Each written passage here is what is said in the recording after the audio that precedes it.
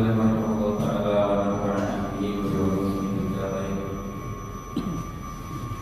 An Abi Hurairah radhiyallahu anhu qala Rasulullah sallallahu alaihi wasallam kullu salamin minan nasi alaihi sadaqatan kullu yawmin tatlu'u fihi syams ta'dilu baina ithnaini sadaqatun tu'inu ar-rajula fi dabbatihi wa tahmiluhu 'alayha wa tarfa'uhu 'alayha mata'ahu sadaqatun wal kalimatu thayyibatu sadaqatun wa bi kulli khatwatin tamshiha ila salati sadaqatun tumitul adha 'anil tariqi sadaqatun. Alhamdulillah, syukurillah alhamdulillah. Kita bersyukur kepada Allah Subhanahu wa taala atas segala nikmatnya. Kembali kita berjumpa pada kitab Riyadhus Shalihin. Sampai pada bab islah bainan nas. Mendamaikan antara manusia. Setelah dibahas keistimewaan protokol hawaii, memenuhi hajat orang lain, lalu bagus syafaat, memberikan syafaat artinya kita memintakan tolong kepada yang mampu untuk yang tidak mampu. Bukan kita yang tolong, tapi kita memintakan tolong. Lalu sekarang Islah, sudah kita baca bersama-sama ya ayatnya. Jadi Islah itu mendamaikan. Ada yang berseteru, ada yang bermasalah, kita damaikan. Dan ini dianjurkan sekali dalam Islam. Bahkan sampai-sampai kalau ada yang mendamaikan orang lain, pakai uangnya dia dikasih zakat, walaupun dia kaya orang. Jadi ada orang hutang untuk mendamaikan dua orang yang berseteru, khusus itu gini ya, kan termasuk yang berhak menerima zakat ini orang yang hutang. Salah satu dari orang yang hutang itu yang paling utama yang dapat zakat adalah yang hutang untuk mendamaikan orang berseteru. Ada dua orang kelahi hutang ribut, yang ini minta nuntut, yang ini nggak mau bayar. Yang hutang, asik nih, saya bayarkan damailah mereka. Dia berhak menerima zakat. Tapi hutangnya masih jauh jatuh temponya. Hutangnya belum ditagih. Saya masih punya duit buat bayar hutang ini. Tetap dia berhak boleh dapat zakat.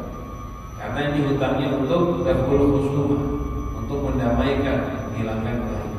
Nah, kalau dia hutang untuk pribadi, untuk hajat, saya hutang untuk kita hutang untuk hajat kita sendiri, itu dikasih zakatnya ada dua syarat.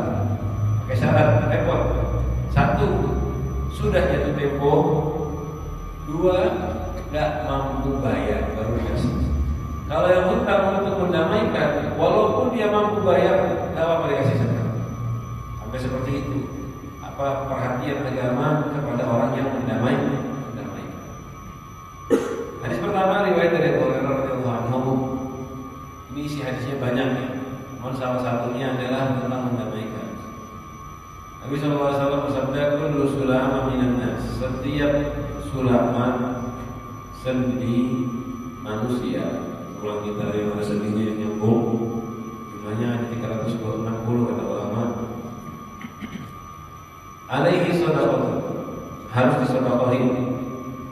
Setiap sulama dari manusia alaihi sadaqah, atasnya sedekah, artinya mesti disedekahi.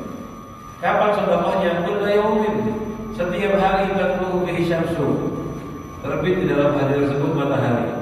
Jadi kita mesti sedekah syukur atas seluruh sendi kita.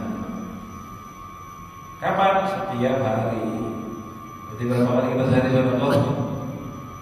3 itu 60. Ini nih hadis ini juga jadi dalil tasyakuran yang kita kerjakan. Yang hanya beli mobil syukuran, undang-undang makan, hanya beli ini syukuran, mau ini syukuran. Itu dalilnya ini. Rasulullah nyuruh setiap hari matahari terbit kita suruh bersyukur kepada Allah atas nikmat kesediaan. Pada hari itu nikmat bukan yang berulang-ulang. Nikmat yang berulang-ulang, suruh syukuri terus setiap hari sedekah sebagai bukti syukur kita. Apalagi nikmat yang datang sesekali. Sujud syukur itu sunnahnya bagi nikmat yang datang sesekali. Kalau yang berulang-ulang enggak, kata ulama. nikmat nafas. Alhamdulillah, karena nafas nikmat, perlu sujud syukur kan? Nggak usah, sudah lama. Nggak usah, kenapa? Itu nikmatnya berulang-ulang, nggak perlu. Tapi ini Rasulullah sampai guru, sedekah nikmat tulang, kan begitu. Padahal nikmat berulang-ulang itu tanda tasyakuran itu seakan-akan lebih berat daripada sujud syukur. Disuruhnya tiap hari,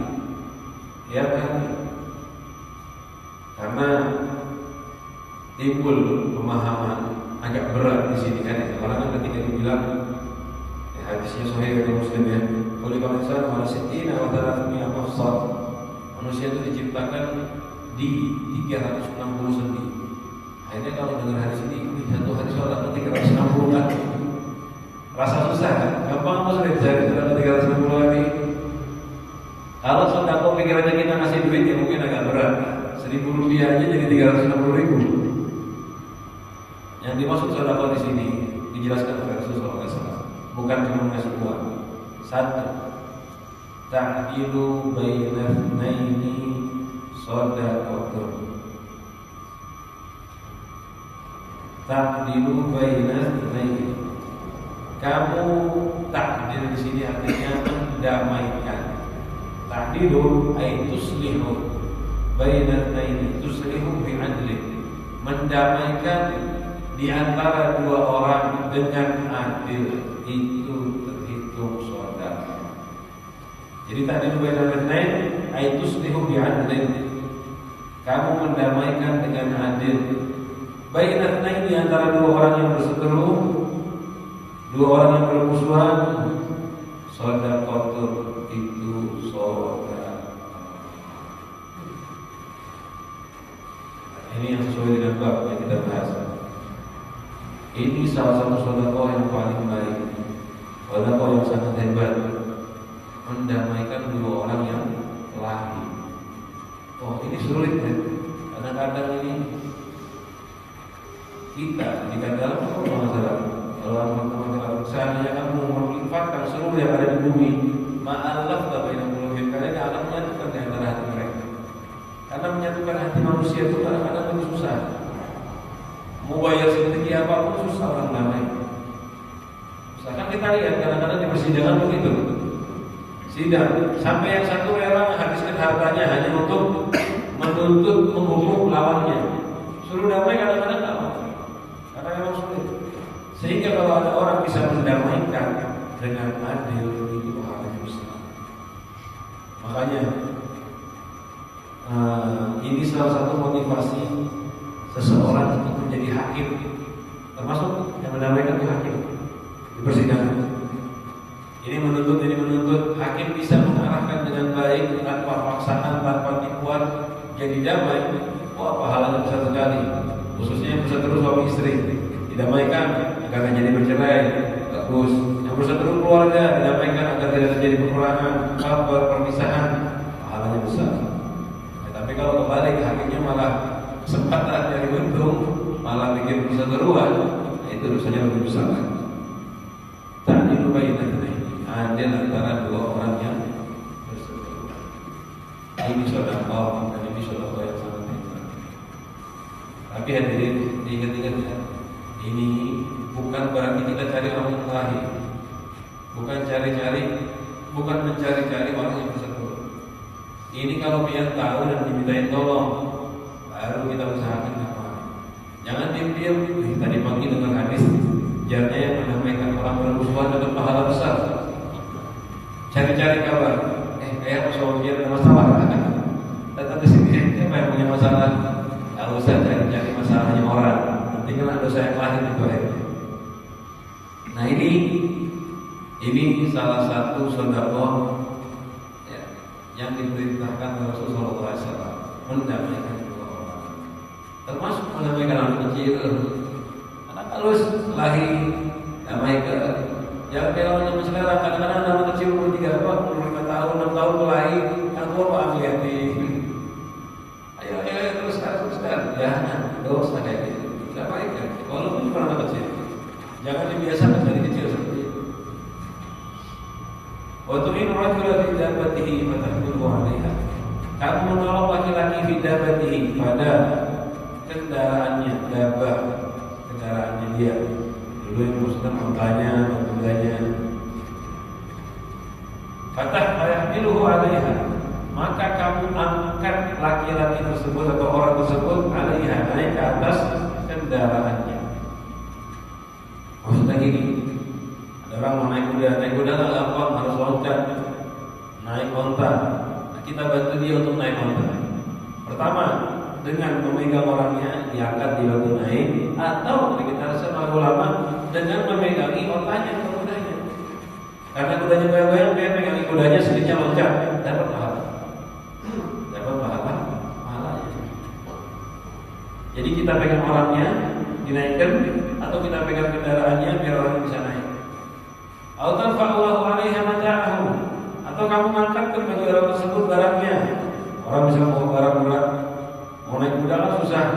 Orangnya suruh naik, kalau angkatkan barangnya, itu pahalanya besar.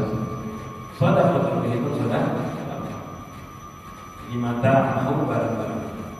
Ini hadirin, bukan cuma zaman dulu, sekarang ini banyak juga bisa kita kerjakan. Ada orang naik kendaraan, masuk itu mau parkir, yang bisa tahu, ayo putar, kami tarik, dibantu didorong, itu pahalanya besar. Sedekah. Apalagi yang sekalian parkirnya sekaligus jaga keamanan tempat ibadah orang Islam, pahalanya besar. Selain dia membantu orang parkirkan, mendorongkan, itu semua dihitung sedekah. Selain itu dia dapat pahala mengamankan hartanya orang muslim. Di pagi-pagi kayak gini, yang paling banyak sedekah di masjid ini yang menjaga parkiran. Kita semua dapat sedekahnya sendiri. Karena kita keluar, ayo belok kiri, belok kanan, dijaga kan, ada yang didorongkan, ada yang ditarik, paling banyak yang ngurusin parkiran banyak. Jadi kadang-kadang kita nggak sadar ya. Ada orang-orang yang dikira kadang ngapa-ngapain biasa aja, padahal itu paling bermanfaat di saat satu. Cuma cukup dia memakai satu orang aja lah. Yang di depan besok semua jamaah parkir satu orang aja. Wal kalimatu thayyibatu shadaqatun, dan kalimat thayyibah, kata-kata yang baik, sedekah. Kata-kata yang baik adalah sedekah. Ngomong yang bagus, ngomong yang baik, jangan nyindir, jangan nyakitin, itu sedekah. Nyindir yang dimaksud itu nyindir nyakiti hati orang ya.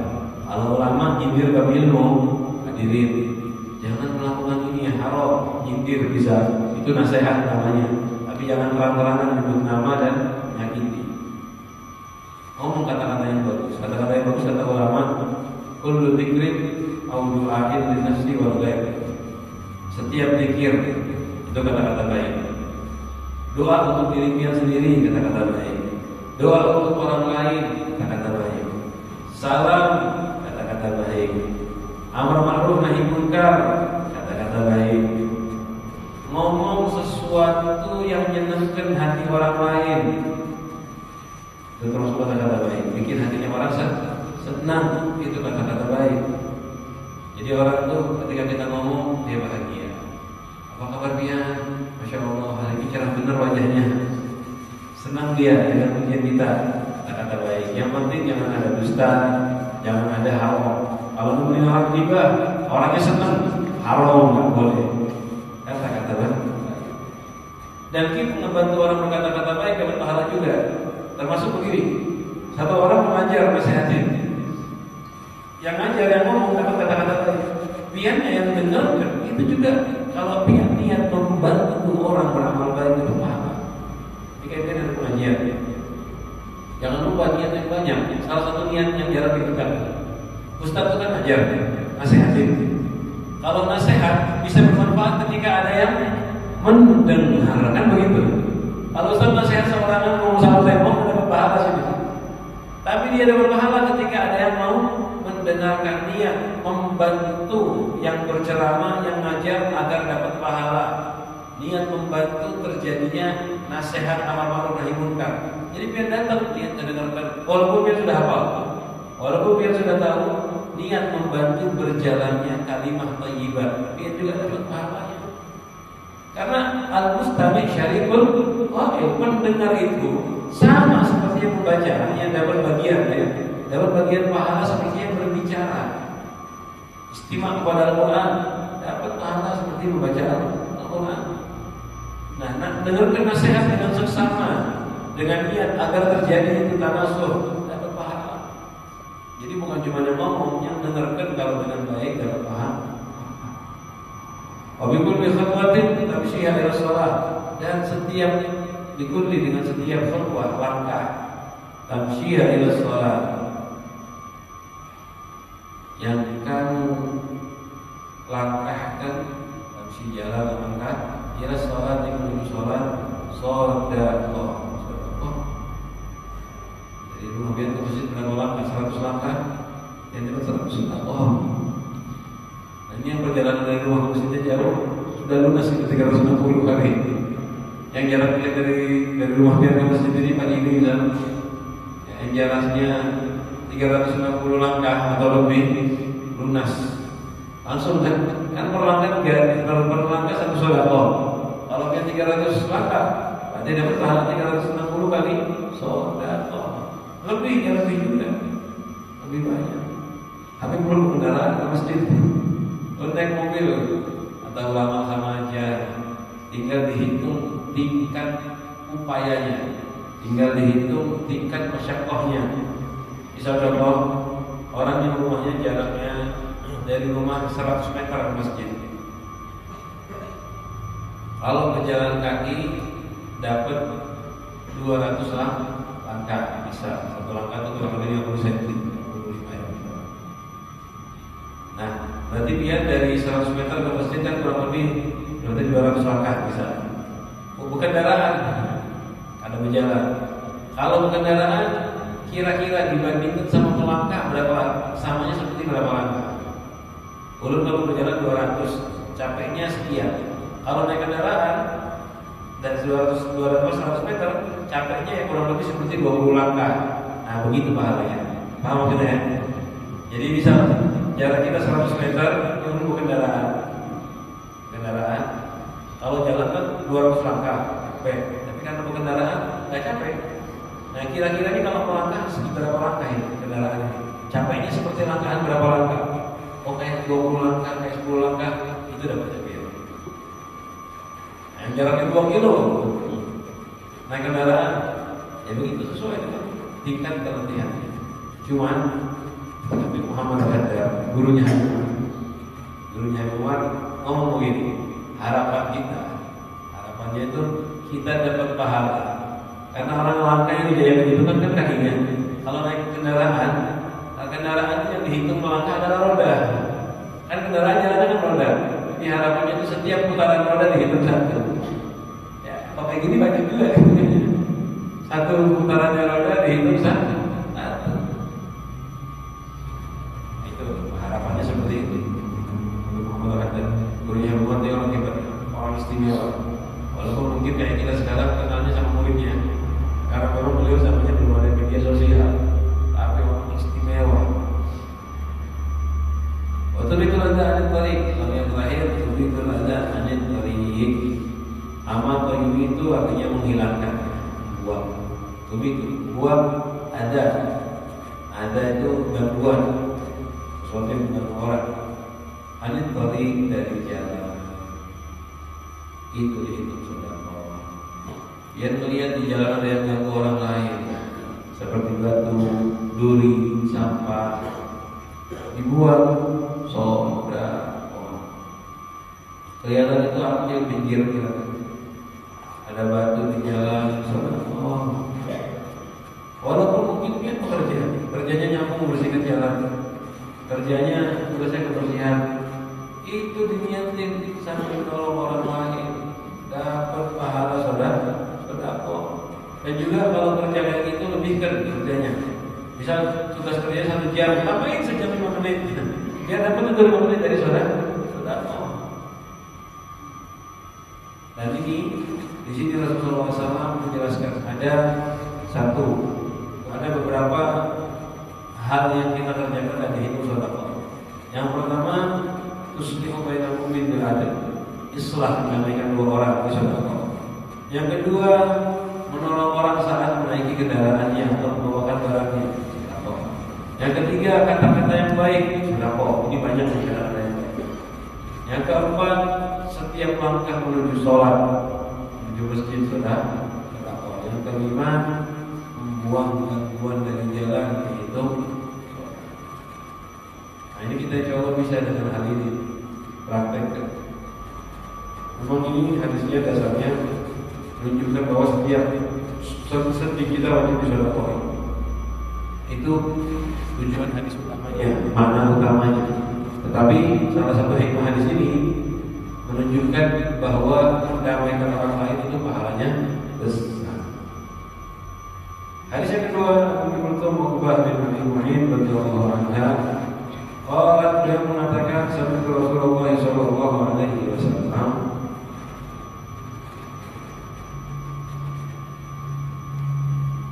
aku mendengar Rasulullah SAW yaqul, bersabda, laisal kadzabul ladzi yuslihu bainan nasi fayanmi khaira aw yaqulu khaira. Bukanlah kadzab, tidak dibilang pendusta, artinya tidak dapat dosa, berbohong. Alladzi, orang-orang, yuslihu bainan nas, yang mendamaikan antara dua orang yang bermusuhan. Fayani khaira, lalu dia menyampaikan kabar baik.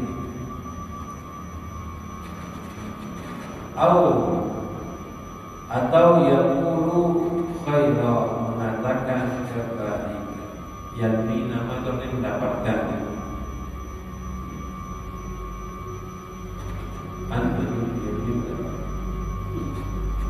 Jadi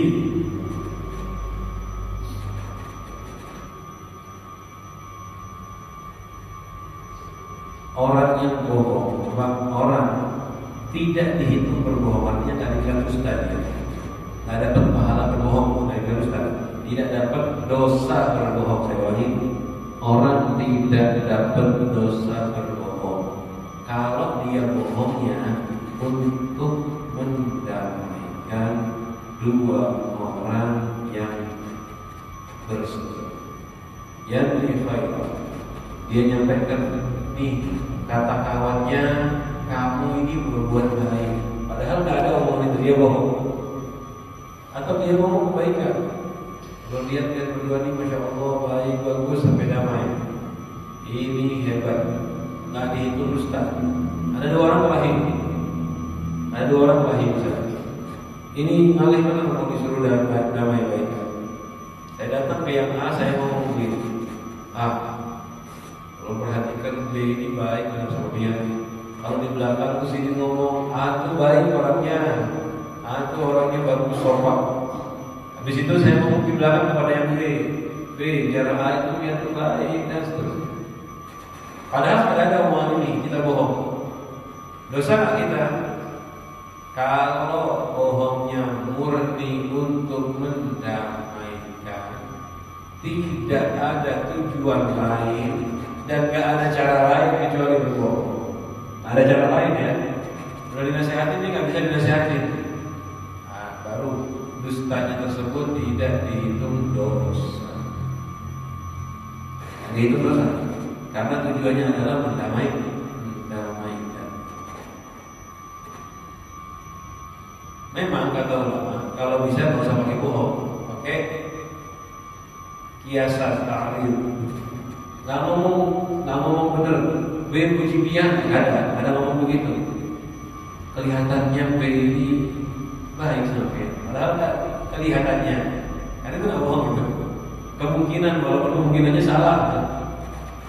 Jadi kadang-kadang ngomong seperti ini, memang secara zahir kelihatannya bohong atau ria atau ria, bohong tapi menyembunyikan kebohongan. Nah ini yang seperti ini kalau murni untuk mendamaikan, nggak apa-apa. Murni untuk mendamaikan jangan ambil manfaat, nggak dibilang berdusta sama Allah. Ya, dia nggak dikatakan berdosa seperti itu. Emang kadang-kadang orang kalau udah musuhan, mendamaikannya kali mendamaikannya susah. Makanya sampai bohong pun diperbolehkan, tapi yang murni untuk mendamaikan. Dan bohongnya dihadirin, dia harus belajar, bukan sembarang bohong. Nanti begini, ada orang kelahi, terus bilang, B itu mau ngasih hadiah pian sepeda motor. Seneng aja, langsung ada B, aku jadinya mau ngasih hadiah pian mobil, asal mau berdamai. Damailah mereka. Setelah damai dituntut mana motor belum? Kelahi lagi mereka. Ya. Nah, itu paham ya? Ini contoh bohong-bohongnya tak berguna. Bohong yang dimaksud yang tidak membuat malah tambah bermasalah. Bohongnya itu yang pakai akal pikir, caranya yang bagus untuk mendamaikan. Bohong itu dosa, mutlak dosa sudah. Begitu kan? Cuman ada pengecualian di 3 hal. Ada bohong itu pengecualian pada 3 hal diperbolehkan. Tapi ini benar-benar perfect. Karena kalau ngomong jujur, madorotnya bahaya. 1. Di sini ada riwayat yang ziyadah, ada riwayat tambahan di Muslim, di Muslim. Qala Muqultun tadi mengatakan, wala masma'hu yurakhisu. Aku enggak dengar Rasulullah mengizinkan yurakhisu, memberikan rukhsah izin fi syai'in pada sesuatu mimma yaquluhun nas, dari apa-apa yang diucapkan orang lain, maksudnya bohong. Aku enggak pernah mendengar Rasulullah mengizinkan bohong illa bi thalathin, kecuali 3 hal. Ada yang bisa bohong 3 hal ini. 1, al-harfu, perang. Perang, enggak apa-apa bohong. Ditanyain sama musuh, Pak, pasukan pian berapa yang mau nyerang? Senjatanya apa aja? Wah, belum amanat daripada boleh dusta. Kita muslimin pasukannya sekian, senjatanya ini, rencana menyerangnya lewat sini. Ngomong kasih tahu kepada musuh. Ketika ditanya, karena nggak mau bohong, ini bodoh namanya. Kayak apa nih, pian mau perang, mau nanya ke pian. Ini kita mau perang berdua, mau tanya, Pak, rencananya pian mau nyerang jam berapa? Pian nyerangnya pakai apa? Pian jawab jujur, nanti ulun nyerang pian nanti jam sekian. Ulun nyerangnya lewat sini. Kira-kira ulun bakal nyerang duluan kan? Ini akan jelas ya. Mungkin orang kalau mau berperang, jangan kasih tahu, strateginya dirahasiakan, ya, disembunyikan. Bahkan dikatakan kalau bisa kita takut-takutin nggak apa-apa di perang. Di perang takut-takutin, memang isinya dusta. Perang begitu. Tidak akan serang kalian, saya akan bawa 1000 pasukan. Padahal isinya cuma 150 orang. Kenapa? Orang tuh kalau diancam dengan jumlah banyak sudah takut duluan. Tapi ini perang sungguhan ya. Dan sampai kalau melihat perang itu pasti diiringi dusta. Sekarang kayak perang dimanapun juga pasti dusta. Framing media, kita yang dizalimi, kita serang dia. Tapi diingat, dusta dalam perang bukan dusta dengan memfitnah. Ini perlu diperhatikan ya. Kalau orang-orang kafir, mereka itu berani melakukan dusta dalam perang, walaupun alasannya dusta perang, karena memang untuk mendapat kemenangan, tak apa-apa. Tapi dustanya bukan dusta memfitnah dan memutarbalikkan fakta. Kita diserang, kita harus serang dia, itu nggak boleh. Kalau memang kita yang menyerang duluan, nggak boleh dusta memfitnah. Ini mereka menyakiti orang ini, padahal belum ada. Mereka melakukan senjata terlarang, padahal nggak ada. Itu fitnah. Ya, seperti yang dilakukan negara-negara Barat kan, kalau mau menghancurkan negara Islam, alasannya ini negara Islam mengembangkan senjata nuklir yang terlarang diserang. Padahal semua itu politik. Nah ini bohongnya ini, bohong fitnah, nggak boleh syariat. Orang Muslim nggak boleh seperti itu. Jelas ya perbedaannya ya, Ustaz saat perang. Cuma ini nggak usah banyak lebar. Karena kita ada obat perang kan. Jadi karena kita obat perang, jadi nggak ada masalah. Belajar pun belum waktunya memang. Nah, ada satu sedikit gini, perang ideologi. Memang kalau dari ini perangnya nggak pernah berhenti. Ini jangan salah paham. Ada perang ideologi, perang antara muslimin dan orang kafir. Pemahamannya perang agama antara ahli sunnah dan orang-orang sesat. Perang dengan lisan media. Nah ini perang kayak gini jangan bohong. Kenapa? Kalau dia bohong hanya membuat orang lain nggak percaya dengan Islam. demi menjatuhkan seseorang yang jahat, menjatuhkan dia daripada kekuasaan.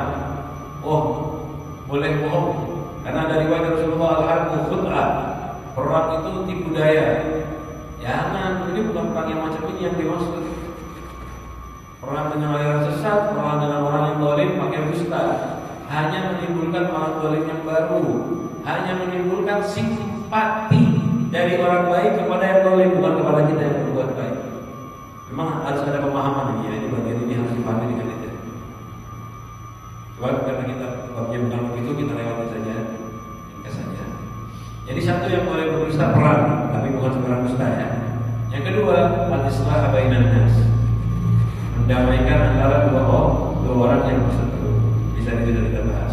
Yang ketiga, wa hadithur rajuli imra'atahu wa hadithul mar'ati zawjaha. Omongan laki-laki kepada istrinya atau omongan istrinya kepada suaminya. Maksudnya apa? Suami istri boleh bohong. Ini ingat, jangan salah paham. Nanti suami dimintain duit, maaf kalau nggak ada duit, bohong. Boleh nggak? Nggak boleh, haram. Bohong yang dimaksud oleh suami istri itu bohong dalam ungkapan mahabbah. Istriku, biar ini istri yang paling buruk saya. Padahal ini aslinya dusta ya. Orang ngomong ini istri yang paling buruk saya istrinya cuma satu. Ngomong istri yang paling buruk sayangi, oh gitu. Kecuali ada dua istrinya ngomong, ya istri yang paling buruk sayangi. Dan betul, berarti itu jujur namanya. Kalau istri yang paling buruk sayangi, ya karena itu aja terpaksa saya cuma itu. Bisa. Nah kalau ngomong sayang itu nggak ada masalah, dusta nggak ada masalah. Tapi ya jangan dusta diri. Ini yang dimaksudkan ngomong begitu. Seandainya kenyamanan keluarga bergantung dengan ini, nggak apa-apa. Masa dia lagi duduk begini pagi-pagi, istri tanya, Pak, biar saya merasa malu, belum ada Tuhan sekarang, kan bisa perempuan gitu. Oh ada bu, dulu saya waktu nikah, dia sekarang udah tua. Jangan dijawab begitu, jawab. Walaupun dia sudah tua, yang menurut saya ini bukan cuma wajah dia, menurut saya hati dia. Nah, ngomong kayak gini kan menyenangkan, membuat aku rumah tangga. Nggak apa-apa ngomong kayak gitu, tapi itu nggak dusta ya. Kita sayang sama hati, itu omongannya masih bagus, itu benar. Biar saya masa mulut saya kadang melihat wajah dia, tidak melihat apapun, kita sayangi dari hati, damai keluarga. Jangan dijawab, saya masa mulut. Ada bu, sekarang kan sudah tua. Akhirnya berarti rumah tangganya. Kebalikannya, laki-laki begitu juga. Laki-laki begitu juga. Perempuan boleh bohong hanya untuk seperti itu. Bu, biar ini menikah sama ulun dulu terpaksa atau sayang. Dipaksa dulu sama abah, makanya ulun mau. Jangan ngomong gitu, walaupun betul dipaksa. Ngomong karena ulun sayang. Nah itu begitu caranya dalam rumah tangga. Bohong-bohong hanya untuk mendamaikan. Bohong yang tidak membuat perpecahan, itu nggak apa-apa. Atau gini juga bisa, dia tahu istri dia ini sensitif masalah makanan. Kalau makanannya kada nyaman, sakit hati, kecewa, bisa kesal. Yang dia masak capek-capek seharian, kita datang, makan mas, pasti makan kurang asin. Kalau kita ngomong, gimana rasanya? Ada masin, kurang garamnya, sakit hati dia. Kan orang beda-beda kan. Ada yang gampang tersinggung. Bisa, dia nggak apa, belum bohong, belum bilang nyaman masakannya, belum bilang enak makanannya, nyaman betul. Gak apa-apa, karena kita tahu ini pikirannya dia. Kalau dibilang gak enak, sakit hati. Nah, gak apa-apa bohong di situ. Enak benar makanannya. Tapi memang lebih bagus gak bohong sih. Contohnya begini, bisa kayak kurang asin. Kayak apa ya? Bisa. Kita makan kurang asin. Dia tanya enak gak? Enak bener. Tapi kalau kita beli garam, lebih enak lagi. Nah, itu kan bahasa gak bohong. Bahasa gak bohong. Tapi kita juga menyenangkan hati yang bertanya. Ini padahal kan ada masin sebetulnya. Kayak merasanya nyaman betul. Tapi kalau kita beli garam, lebih enak lagi. Itu harus lagi. Harus. Pak, biar saya nggak sama ulun, lu cantik gak? Biar cantik betul, insya Allah baik. Kenapa kalimat insya Allah itu kan tergantung Allah. Kalau Allah mau biar cantik, nah ada dustanya di situ. Jadi kalau bisa jangan pakai bohong. kalau bohong hal lain, nah ini nggak boleh. Bu, keluar dulu lah, gimana? Anak hadir pengajian lawan Habib. Oh iya baik. Kenapa bawa ujunan Pak? Tak mau ujung nggak? Mau ikut Habib ujuannya? Bohong padahal dia mau ujung sama lawannya. Mau nyambat pengajian. Nah ini dosa ini bohongnya tak boleh. Tapi kalau ulun jujur mau wujud kelahi, makanya ulun bohong tidak kelahi. Ini nggak masuk, masalahnya bukan kelahinya, masalahnya dia menipu dengan sesuatu yang nggak harus. Itu sering dilakukan kadang-kadang sama laki-laki ya. Ngomongnya kemana, melakukannya apa? Jangan jujur itu bagus, jujur itu bagus. Kalau kita bohong, biasanya itu satu kali kita bohong hanya menimbulkan curiga yang lain.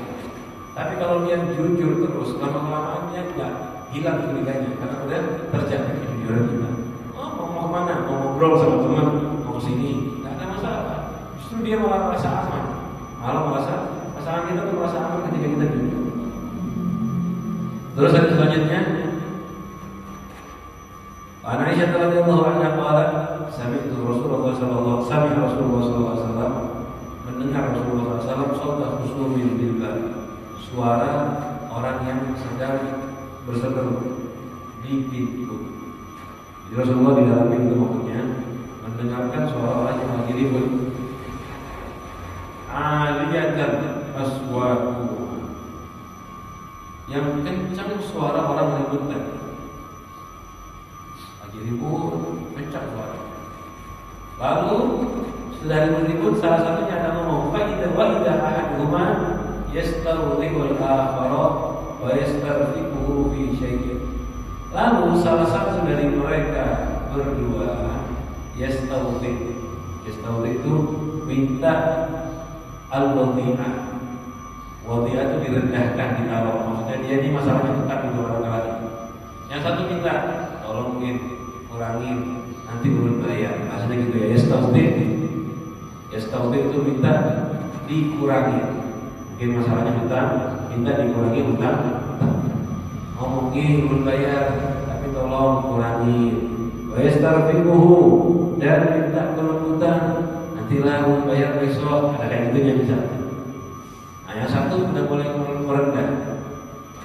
Wa huwa yaqul wallahi la af'al. Yang satu ngomong wallah demi Allah la af'al. Ada belum kerjakan. Artinya tak mau ulun kurangin, tak mau ulun kasih keringanan. Kharaja alaihi Rasulullah. Rasul tanya, ya, Rasulullah keluar bertanya mereka. Faqala lalu Rasul bertanya, "Ainal muta'alli 'ala Allah?" Mana orang yang bersumpah dengan nama Allah, la yaf'alul ma'ruf, tidak mau mengerjakan kebaikan. Tadi kan satu bilang, demi Allah pada Allah kurangin, demi Allah tak akan kasih keringanan.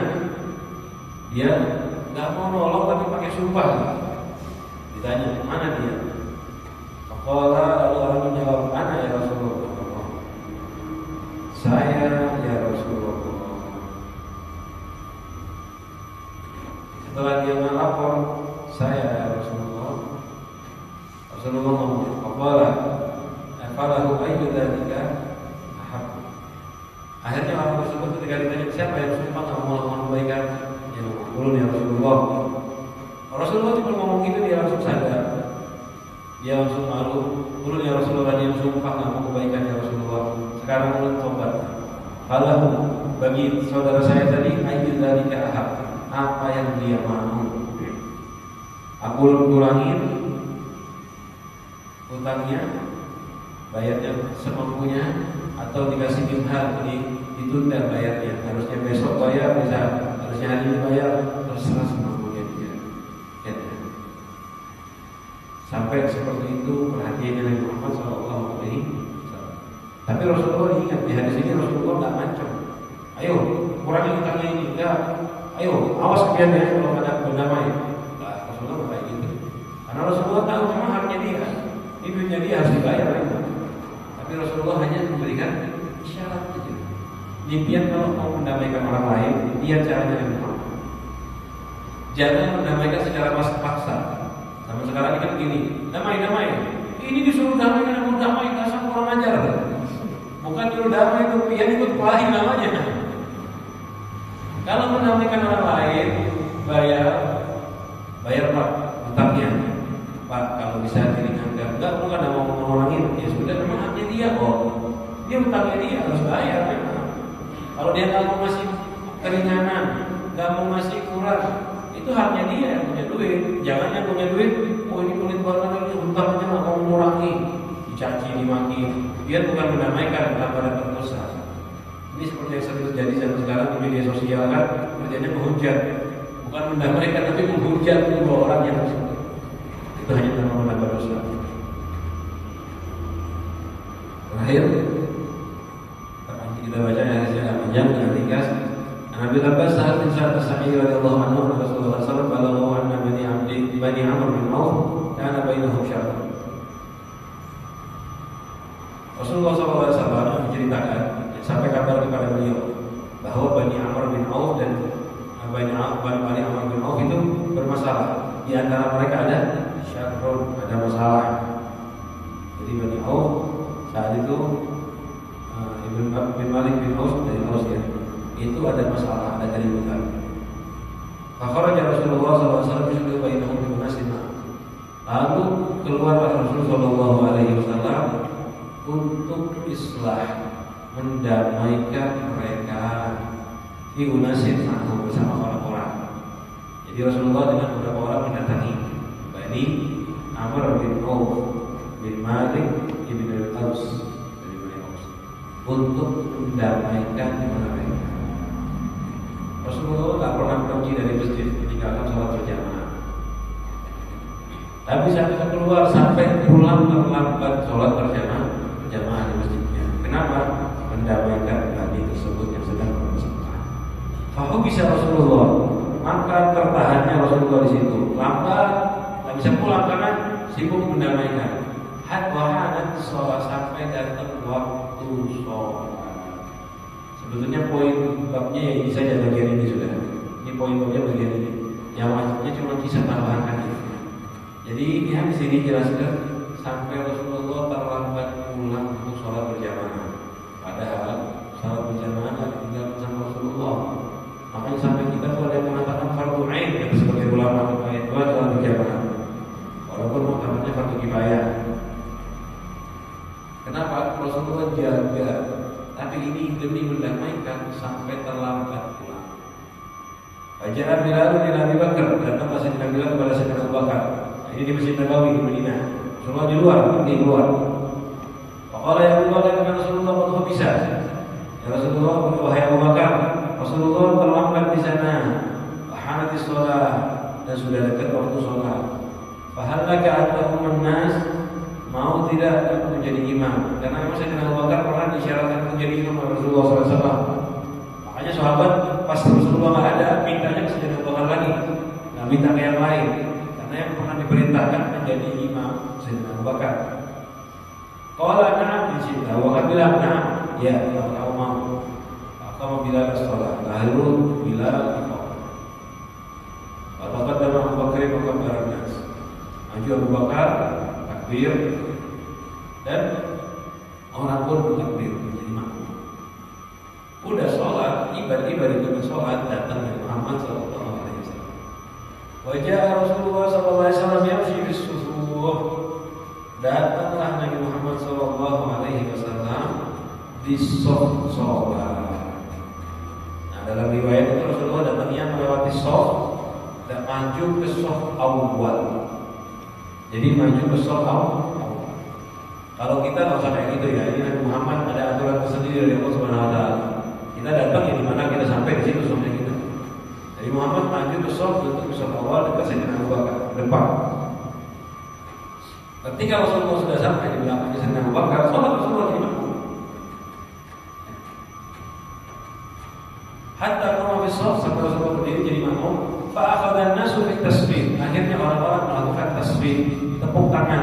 Kayak gini tepuknya, bukan begini ya. Ini. Ditepuk ini umumnya. Melakukan tasbih. Apa gunanya mengingatkan Sayyidina Abu Bakar? Tasbih ini nanti kita bahas di akhir hadis dijelaskan. Ini dipakai buat mengingatkan imam yang lupa, tapi buat perempuan. Waktu itu sahabat pakai ini untuk mengingatkan Sayyidina Abu Bakar. Bahkan Abu Bakar radhiyallahu anhu la yaltafitu fi sholatihi. Sayyidina Abu Bakar itu tidak nengok di sholatnya. Tidak menengok. Artinya kalau sholat, kamu nengok ke belakang walaupun ada yang tepuk tangan kayak gitu. Jadi tetap khusus, ya nengok tuh, khusyuk. Falamma aktsara nas tasbih, bahwa ketika orang-orang udah banyak tepuknya, 1, 2, yang lain juga tepuk. Ya. Sudah banyak tepuk tidak dapat. Nengoklah Sayyidina Abu Bakar. Nengok kepalanya maksudnya ya, bukan nengok badannya. Kalau nengok badan, batal sholatnya. Nengoklah kepala beliau. Lihat ada apa? Imam, ini penting di fikih. Imam itu tidak apa-apa nengok ke belakang kalau ada sesuatu yang membingungkan. Subhanallah, bingung imam ada apa subhanallahnya? Dia ke belakang.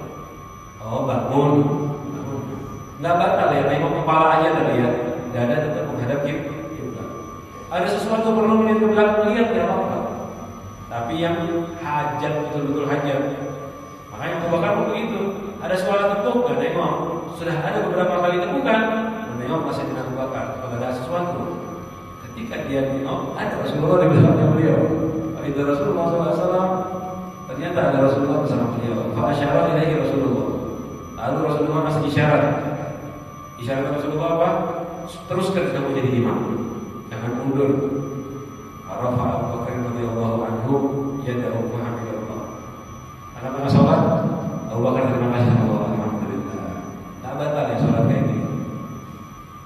Tengah-tengah salat kan tiba-tiba ngomong alhamdulillah, karena zikir enggak batal salatnya. Cuma ini kalau dipraktekkan masjid kita kacau masjid. Kira ada apa? Abu Bakar saat itu sholat, bukan di tengah Al-Fatihah. Lagi sholat, kata Rasulullah, terima kasih. Kan begitu kan kita lagi sholat tiba-tiba dapat kabar menyenangkan pas tengah-tengah sholat. Kan hati alhamdulillah kan. Itu walaupun dilafalkan pun nggak apa-apa. Alhamdulillah kan. Alhamdulillah. Pakai bahasa Arab, jangan terima kasih ya Allah, batal gitu. Oh alhamdulillah. Apa yang dilakukan Abu Bakar? Habis ngomong alhamdulillah malah mundur. Padahal udah dikasih Rasulullah tahu jangan mundur, tetap kalau kan nggak mau menjadi imamnya Nabi Muhammad SAW. Maju sampai lari ke shaf Rasulullah maju menjadi imam. Nanti insya Allah kita juga nanti pertemuan yang akan datang sudah disyarah. Saya ringkas saja.